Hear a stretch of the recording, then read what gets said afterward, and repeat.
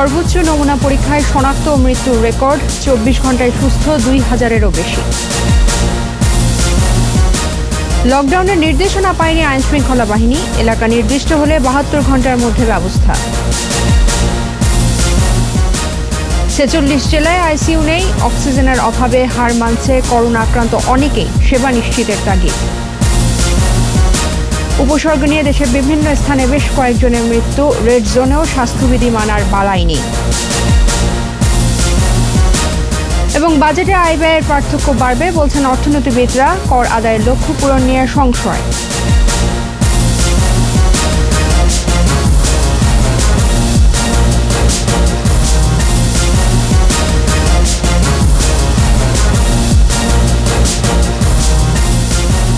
শুনছিলেন first security ইসলামী bank limited সংবাদ শিরোনাম। আমন্ত্রণ জানাচ্ছি সন্ধ্যা 7টার 21 সংবাদের সাথে আছেন নুবাজাবিন।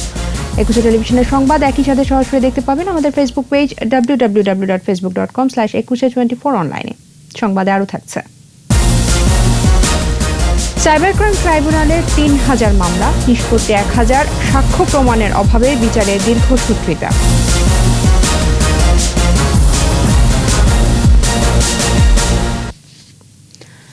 একদিনে সর্বোচ্চ নমুনা পরীক্ষায় শনাক্ত এবং মৃত্যুর সংখ্যাও সবচেয়ে বেশি।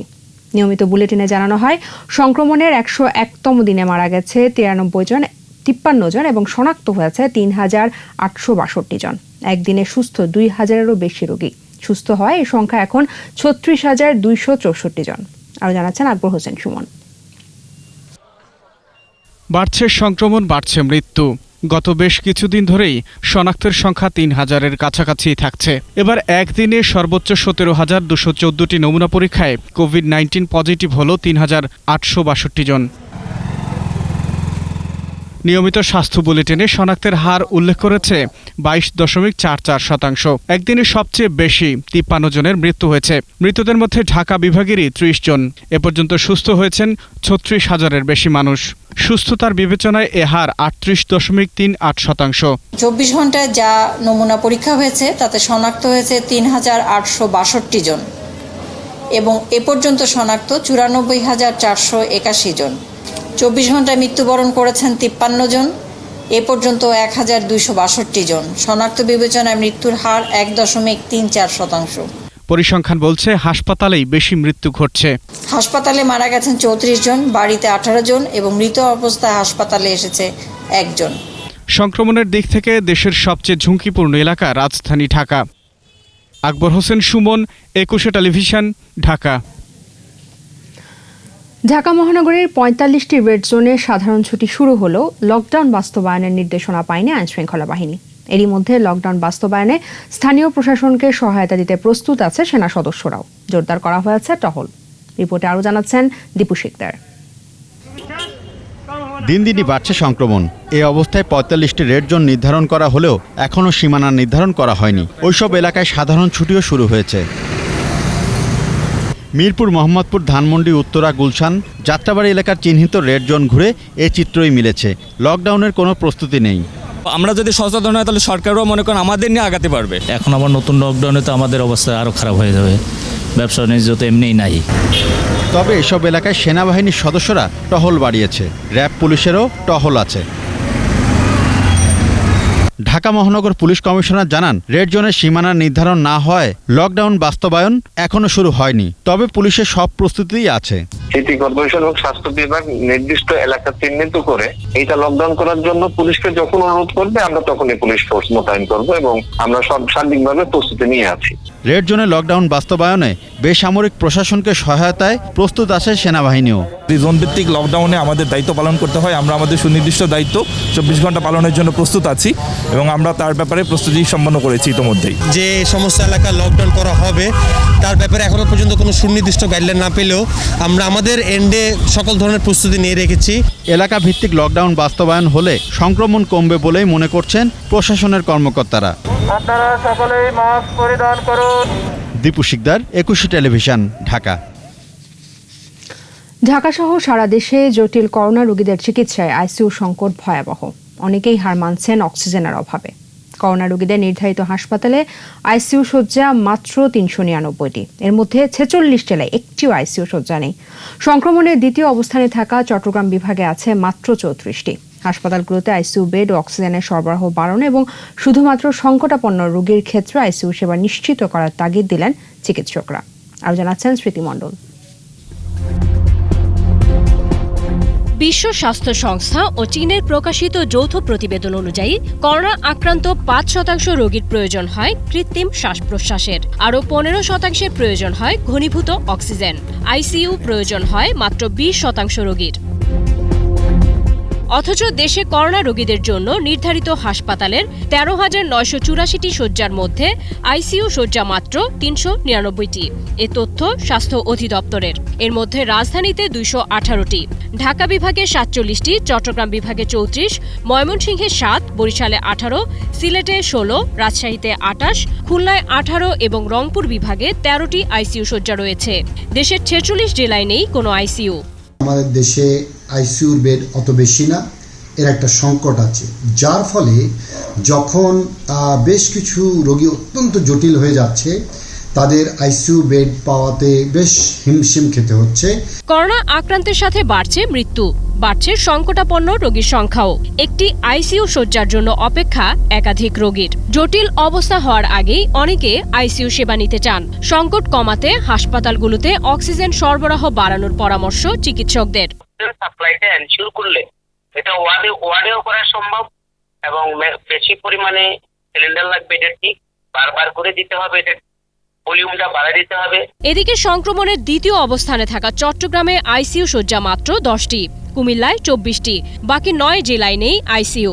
আইসিইউ ও ভেন্টিলেটর সুবিধা আছে এমন 12টি বেসরকারি হাসপাতালে করোনা রোগীদের সেবার নির্দেশনা দিয়ে প্রজ্ঞাপন জারির 2.5 মাস পরেও বাস্তবায়িত হয়নি জানালেন সাচিপের করোনা নিয়ন্ত্রণ সেলের বিভাগীয় সমন্বয়ক ডাক্তার মিনহাজুর রহমান।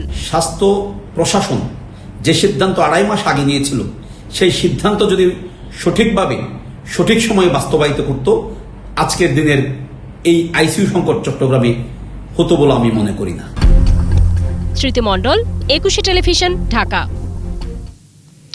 দেশের বিভিন্ন স্থানে করোনা উপসর্গ নিয়ে 13 জনের মৃত্যু হয়েছে। এদিকে করোনা প্রতিরোধে দেশের বিভিন্ন এলাকাকে রেড জোনের আওতায় আনলেও মানা হচ্ছে না স্বাস্থ্যবিধি।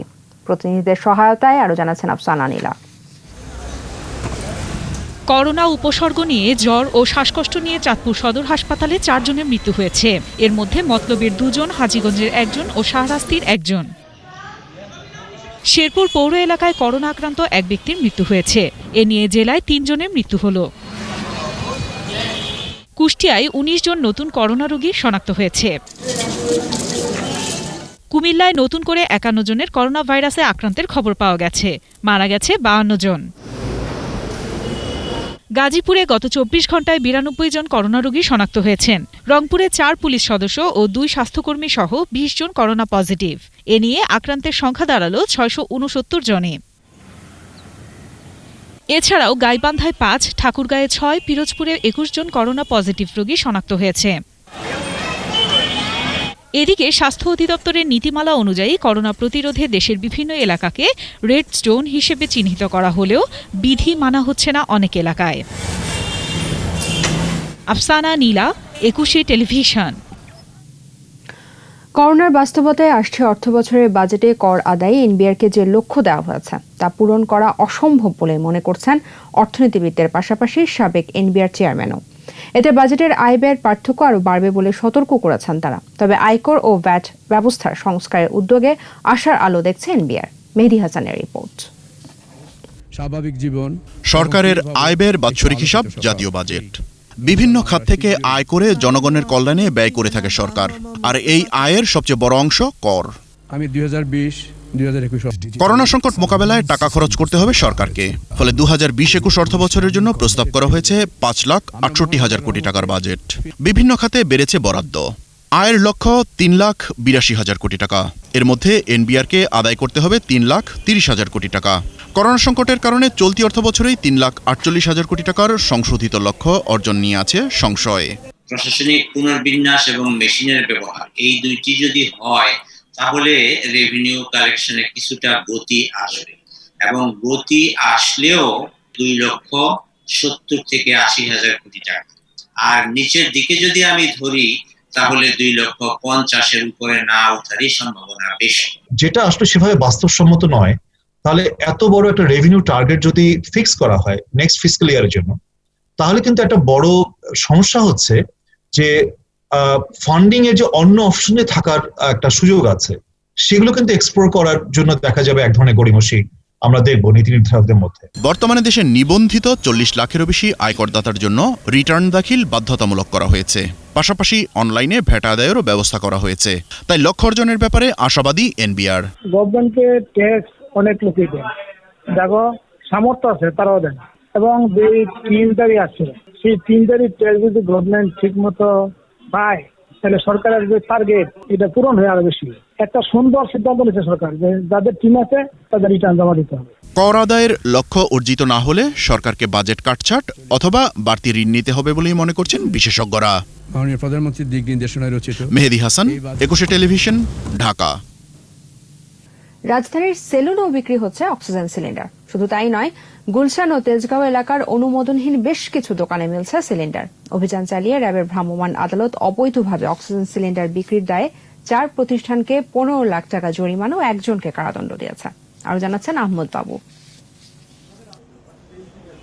কোভিড-19 রোগীদের মধ্যে যাদের শ্বাসকষ্ট হয় তাদের জন্য জরুরি ভিত্তিতে অক্সিজেন প্রয়োজন হচ্ছে। হাসপাতালগুলোতে তাই অক্সিজেনের চাহিদা বেড়েছে। কঠিন এই সময়ে অনেকেই আবার অক্সিজেন সিলিন্ডার কিনে মজুত করায় সৃষ্টি হচ্ছে সংকট। এই অবস্থায় রাজধানীর অনেক অনুমোদনহীন দোকানে অক্সিজেন সিলিন্ডার বিক্রি হচ্ছে। অবৈধ এ কাজটি বন্ধ করতে তেজগাঁও হকার্স মার্কেট ও গুলশানে অভিযান চালায় র্যাব। এলপি গ্যাসের দোকানে ভয়ঙ্কর এই চিত্র। সেলুনেও মিলল সিলিন্ডার, ভুল স্বীকার করে দোকান মালিক। বৈধ মালটা হয়তো ব্যবসা কাগজপত্র নাই, হয়তো ড্রাগ লাইসেন্সটা নাই। সেলুনের মধ্যে কেটে রাখা যায় কিনা? না, রাখা যায় না, সরি। ড্রাগ লাইসেন্স এটা আমার জানা ছিল না, আমি ড্রাগ লাইসেন্স রিসেন্টলি করে নিব। তার এটা দায়ী করে কি করবো স্যার? অনুমোদন ছাড়া অক্সিজেন সিলিন্ডার মজুদ ও বিক্রি অপরাধ বলে জানান র্যাবের নির্বাহী ম্যাজিস্ট্রেট। 15 লক্ষ টাকা জরিমানা করা হয়েছে ওষুধ আইন এবং ভোক্তা অধিকার সংরক্ষণ আইনের বিভিন্ন ধারায়, এবং একজনকে 1 বছরের বিনাশ্রম কারাদণ্ড প্রদান করা হয়েছে। এবং আমরা যে সকল অনুমোদনহীন সিলিন্ডারগুলো ছিল অক্সিজেন সিলিন্ডার, সেগুলো আমরা জব্দ করেছি। এভাবে সিলিন্ডার বিক্রি রোগীদের জন্য ঝুঁকি বলে জানিয়েছে ওষুধ প্রশাসন অধিদপ্তর। তাদের কোনো ড্রাগ লাইসেন্স ছিল না, পাশাপাশি তাদের কোনো ডকুমেন্টস নাই, এবং তারা ওভার রেটেও ওষুধগুলো বিক্রি করতেছে। অভিযান অব্যাহত থাকবে জানিয়েছে র্যাব। আহমদ বাবু, 21 টেলিভিশন, ঢাকা। সাধারণ মানুষের আর্থিক সহায়তায় চট্টগ্রামে করোনা রোগীদের চিকিৎসায় তৈরি হয়েছে 100 শয্যার আইসোলেশন সেন্টার। একদল তরুণ নগরীর হালি শহরে সেন্টারটি গড়ে তুলেছেন। বিপ্লব মজুমদারের ক্যামেরায় চট্টগ্রাম থেকে রিপোর্ট করছেন হাসান ফেরদৌস। চট্টগ্রামে প্রতিদিনই বার্ষিক কোভিড আক্রান্তের সংখ্যা, এর মধ্যেই আক্রান্তের সংখ্যা 4,500-এ পৌঁছেছে। করোনায় আক্রান্ত হয়ে মারা গেছে শতাধিক। বাড়ছে শ্বাসকষ্ট সহ করোনা উপসর্গ নিয়ে মৃত্যুর সংখ্যা। কোভিডের পাশাপাশি অন্যান্য রোগে আক্রান্ত রোগীদের নিয়ে হিমশিম খেতে হচ্ছে স্বাস্থ্য কর্মকর্তাদের। তিল ধারণের ঠাঁই নেই হাসপাতালে, নেই পর্যাপ্ত চিকিৎসা সরঞ্জাম, আইসিইউ সহ ভেন্টিলেশন সুবিধা।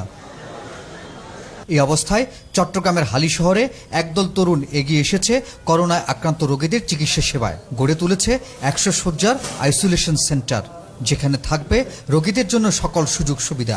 আমরা চিন্তা করেছি আমরা অন্ততপক্ষে যদি 20-25 জনকে কিছু করতে পারি, তখনই আমরা সব যুবক একত্রিত হয়ে সিদ্ধান্ত নিলাম আমরা একটা আইসোলেশন সেন্টার করব। আমাদের কোনো ব্যবসায়িক কোনো উদ্দেশ্যই নাই, আমরা সমাজের বিভিন্ন শ্রেণী পেশার মানুষ এখানে উদ্যোগ নিয়ে শুধুমাত্র মানব সেবায় ব্রতী হয়ে আমরা এই উদ্যোগটা নিয়েছি। সামাজিক দায়বদ্ধতা থেকে আইসোলেশন সেন্টারটি গড়ে তোলার কথা জানান উদ্যোক্তারা।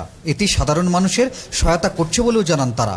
অনেকগুলো বিষয় এখানে চলে এসে, অক্সিজেনগুলো আসার পথে বেডগুলো চলে এসে, ডাক্তারের সাথে কথা হয়েছে। হ্যাঁ, একটা বিশাল অঙ্কের খরচ তো আছে। আমরা প্রথমেই স্বাভাবিকভাবে আমাদের পরিচিত যারা আছে তাদের থেকে আমরা প্রোডাক্টগুলো চাচ্ছি।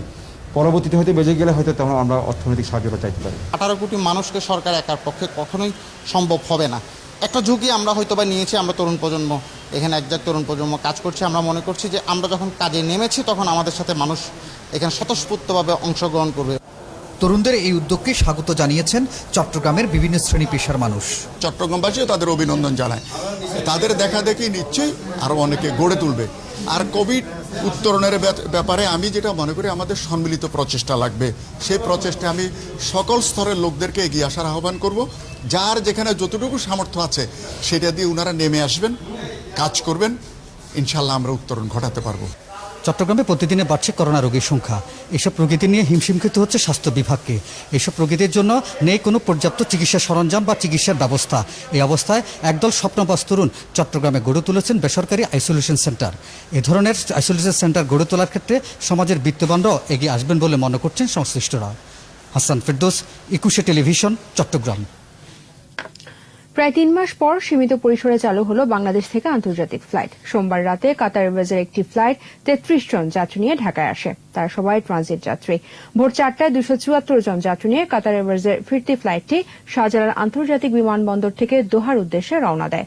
21 মার্চ চীন ও যুক্তরাজ্য ছাড়া সব আন্তর্জাতিক রুটে ফ্লাইট চলাচলে নিষেধাজ্ঞা দেয় বেসামরিক বিমান চলাচল কর্তৃপক্ষ।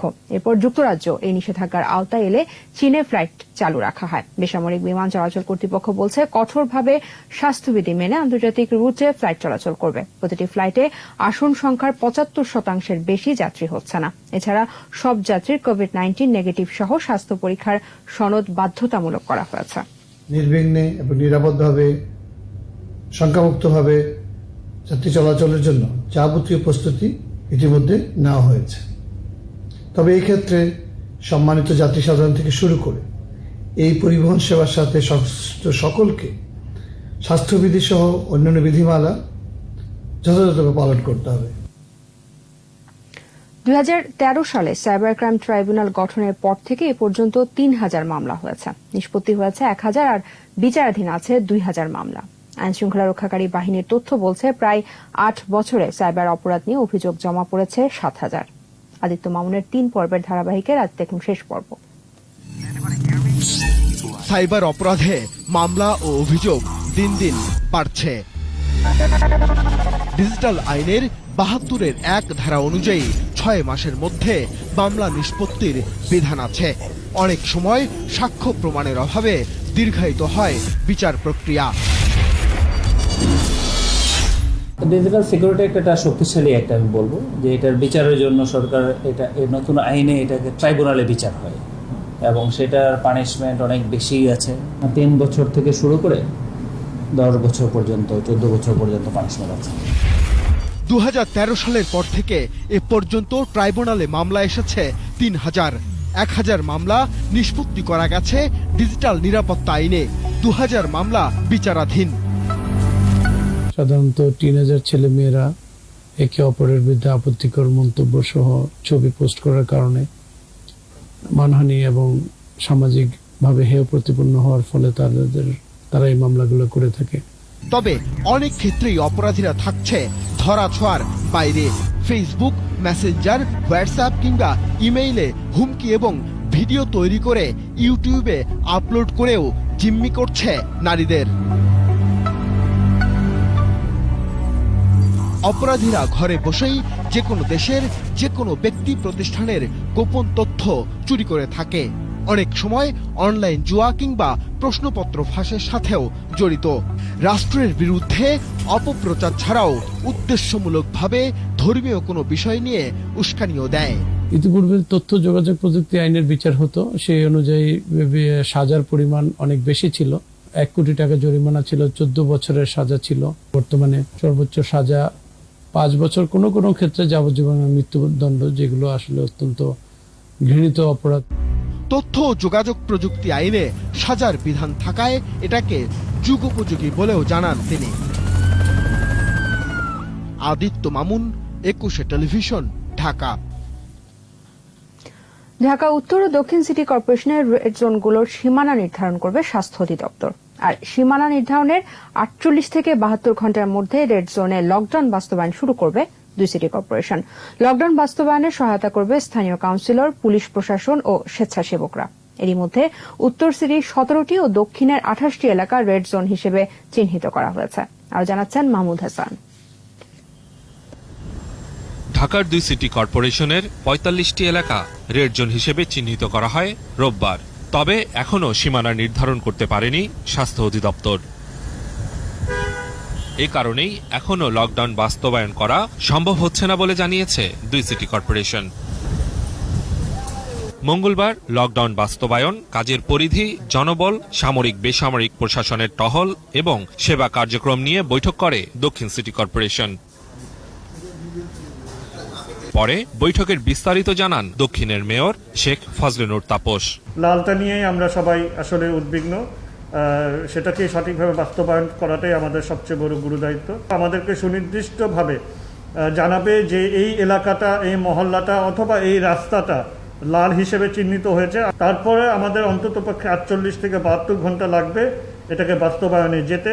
উত্তর সিটি কর্পোরেশন এলাকায় লকডাউন বাস্তবায়ন নিয়ে ভিডিও বার্তায় উত্তরের মেয়র জানান, পূর্ব রাজাবাজারে চলমান লকডাউন বাস্তবায়নের অভিজ্ঞতা কাজে লাগানো হবে। কতটুকু জায়গায় আমাকে রেড জোনিং করতে হবে, আমাকে বন্ধ করে দিতে হবে, লকডাউন করতে হবে, এটির আমি সুনির্দিষ্ট ম্যাপ তাদের থেকে চেয়েছি। আমার সাথে কথা হয়েছে স্বাস্থ্য অধিদপ্তরের সাথে, উনি আমাকে বলেছেন যে আমাকে আজকে অথবা কালকের মধ্যে তারা আমাকে দিবে। জরুরি সেবা বহাল রেখে রেড জোনে লকডাউন জরুরি বলেও মনে করেন মেয়র। মাহমুদ হাসান, 21 টেলিভিশন, ঢাকা। এবার আমাদের সাপ্তাহিক আয়োজন সোশ্যাল ইসলামী ব্যাংক লিমিটেডের সৌজন্যে জনসচেতনতা।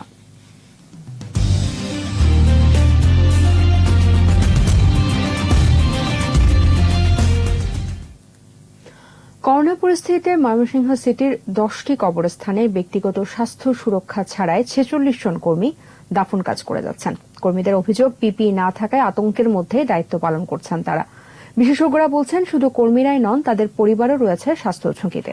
ময়মনসিংহ বিভাগীয় প্রতিনিধি আতউর রহমান জুয়েলের রিপোর্ট, জানাচ্ছেন আফসানা নীলা। ষাটোর্ধ্ব ময়মনসিংহের ভাটিকাশর কবরস্থানের খাদেম হেলাল উদ্দিন 35 বছর ধরে দাফন কাজ করে আসছেন। করোনা পরিস্থিতিতে সিটি কর্পোরেশন থেকে দেয়া হয়নি ব্যক্তিগত সরঞ্জাম, ফলে যে কোনো লাশ আসলেই আতঙ্কের মধ্যে দাফন করছেন তিনি। পরিবারের সদস্যদের নিয়েও আতঙ্কে খাদেম হেলাল। সবার কাছে আমার যাইতে হইতেছে, আমাদেরকে কোনো সুরক্ষামূলক কোনো কিছু দেয়। এই যে বাসায় যাই, আমার 6টা মেয়ে, একটা ছেলে, আমার স্ত্রী আছে, নাতি নক্তর আছে, একটা আতঙ্ক থাকে। শুধু খাদেম হেলালি না, সিটি কর্পোরেশনের সবকটি কবরস্থানের কর্মীরাই কাজ করে যাচ্ছে পিপি ছাড়াই। তাদের অভিযোগ, করোনা উপসর্গ নিয়ে মারা যাওয়া ব্যক্তিকে গোসল সহ দাফন করতে হচ্ছে এভাবেই। যে না যায় আমাদেরকে জোর করে নেওয়া হয়, কিন্তু তারা কিভাবে মারা যায় সেটা তো আমরা জানি না, করোনা হয়েছে কিনা। সিটি কর্পোরেশনে যদি আমগুল লাগে কোনো মনে করেন সুরক্ষা পোশাকের কিছু করে, তাহলে আমগুল লোক ভালো। পোলাভানের নিরাপত্তা নাই, এর জন্য আমাদের কোনো নিরাপত্তা নাই। এসব কর্মী সহ তাদের পরিবার ও আশপাশের লোকজন স্বাস্থ্য ঝুঁকিতে আছেন বলে জানান স্বাস্থ্য বিশেষজ্ঞরা। লাশ দাফন কাজে নিয়োজিত তাদেরকে অবশ্যই পিপি এবং স্বাস্থ্য সুরক্ষা শতভাগ নিশ্চিত করে এইসব কাজে যাওয়া উচিত। কবরস্থানে কর্মরত কর্মীদের স্বাস্থ্য সুরক্ষায় ব্যবস্থা নেওয়ার কথা জানান স্থানীয় সিটি কর্পোরেশন। তাদের নিরাপত্তা সামগ্রী এবং সুরক্ষার জন্য প্রয়োজনীয় ব্যবস্থা সিটি কর্পোরেশন থেকে নেওয়া হবে। করোনার প্রাদুর্ভাবের পর থেকে 10টি কবরস্থানে 230টি লাশ দাফন হয়েছে। এর মধ্যে করোনা উপসর্গ নিয়ে মারা যাওয়া ব্যক্তির সংখ্যা 101 জন। আফসানা নীলা, 21 টেলিভিশন। বাংলাদেশ বিমান বাহিনীর অবসরপ্রাপ্ত কর্মকর্তা গ্রুপ ক্যাপ্টেন সাইফুল আজমের জানাজা শেষে রাষ্ট্রীয় মর্যাদায় তাকে শাহীন কবরস্থানে দাফন করা হয়েছে। রোববার ঢাকার সম্মিলিত সামরিক হাসপাতালে তিনি মারা যান। বাংলাদেশ বিমান বাহিনীর ঘাঁটি বাসার প্যারেড গ্রাউন্ডে তার জানাজা হয়। অংশ নেন বিমান বাহিনী প্রধান air chief marshal Masihuzzaman Serniabat সহ ঊর্ধ্বতন কর্মকর্তারা। তার প্রতি সম্মান জানাতে বিমান বাহিনী ফ্লাইপাস্ট হয়। গ্রুপ ক্যাপ্টেন সাইফুল আজম একমাত্র সামরিক পাইলট যিনি বাংলাদেশ, জর্ডান, ইরাক ও পাকিস্তানের 4টি বিমান বাহিনীর হয়ে কাজ করেছেন। তিনি 3টি দেশের সামরিক খেতাবে ভূষিত হন, যা বিশ্ব রেকর্ড। বাংলাদেশ বিমান বাহিনীর বিভিন্ন গুরুত্বপূর্ণ দায়িত্ব পালন শেষে 1978 সালে অবসর গ্রহণ করেন তিনি। 2000 সালে যুক্তরাষ্ট্র তাকে লিভিং ইগল উপাধি দেয়। ঠাকুরগাঁওয়ের রানী সংকুল 82 বাজার এলাকায় স্বামী স্ত্রীর রহস্যজনক মৃত্যু হয়েছে। সকালে একই দড়িতে ঝুলন্ত অবস্থায় বিপুল চন্দ্র রায় ও পারুল রানী রায়ের মৃতদেহ উদ্ধার করা হয়। পুলিশ জানায়, মৃতদেহের পাশে তাদের মৃত্যুর জন্য কেউ দায়ী নয় লেখা চিরকুট পাওয়া গেছে। এটি হত্যা না আত্মহত্যা তা এখনো নিশ্চিত হওয়া যায়নি।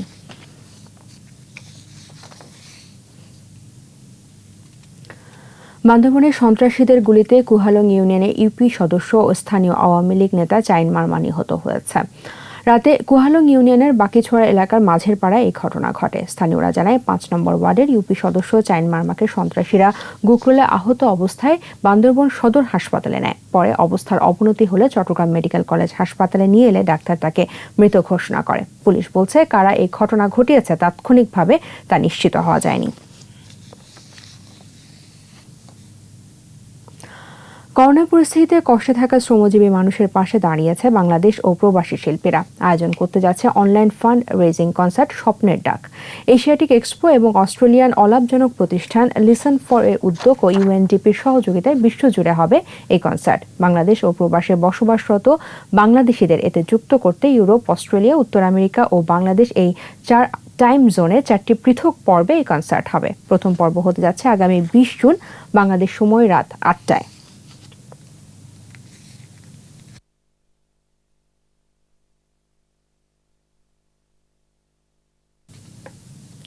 এবার সোশ্যাল ইসলামী ব্যাংক লিমিটেড বাণিজ্য সংবাদ।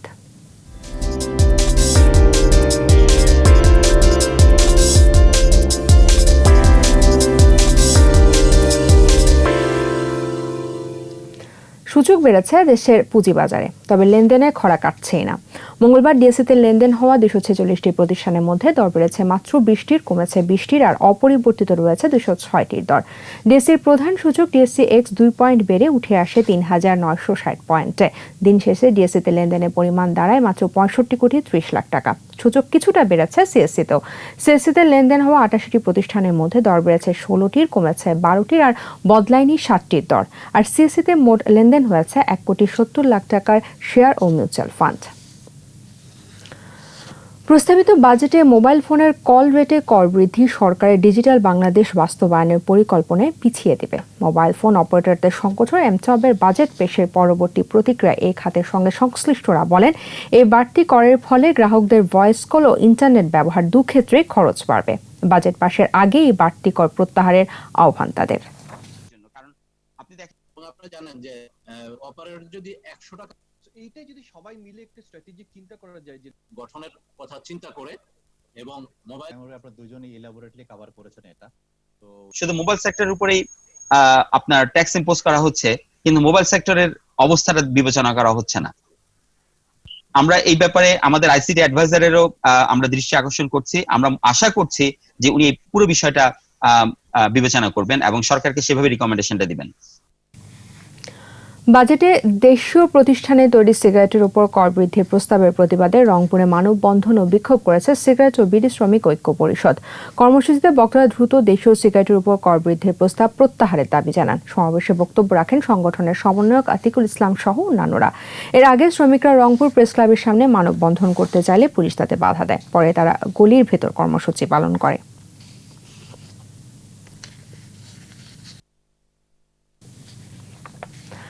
এর সাথে শেষ করব সন্ধ্যা 7টার 21 সংবাদ। যাবার আগে ফার্স্ট সিকিউরিটি ইসলামী ব্যাংক লিমিটেড সংবাদ শিরোনামগুলো জানাবো আরও একবার। সর্বোচ্চ নমুনা পরীক্ষায় শনাক্ত মৃত্যুর রেকর্ড, 24 ঘন্টায় সুস্থ 2000-এর বেশি। লকডাউনের নির্দেশনা পায়নি আইন শৃঙ্খলা বাহিনী, এলাকা নির্দিষ্ট হলে 72 ঘন্টার মধ্যে ব্যবস্থা। 43 জেলায় আইসিইউ নেই, অক্সিজেনের অভাবে হার মানছে করোনা আক্রান্ত অনেকেই, সেবা নিশ্চিতের তাগিদ। উপসর্গ নিয়ে দেশের বিভিন্ন স্থানে বেশ কয়েকজনের মৃত্যু, রেড জোনেও স্বাস্থ্যবিধি মানার বালাই নেই। বাজেটে আয় ব্যয়ের পার্থক্য বাড়বে বলছেন অর্থনীতিবিদরা, কর আদায়ের লক্ষ্য পূরণ নিয়ে সংশয়।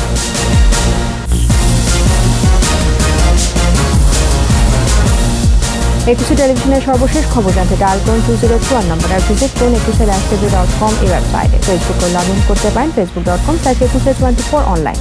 পরের সংবাদ রাত 9টায় দেখার আমন্ত্রণ রইল। স্বাস্থ্যবিধি মেনে চলুন, সুস্থ থাকুন। সবাইকে ধন্যবাদ।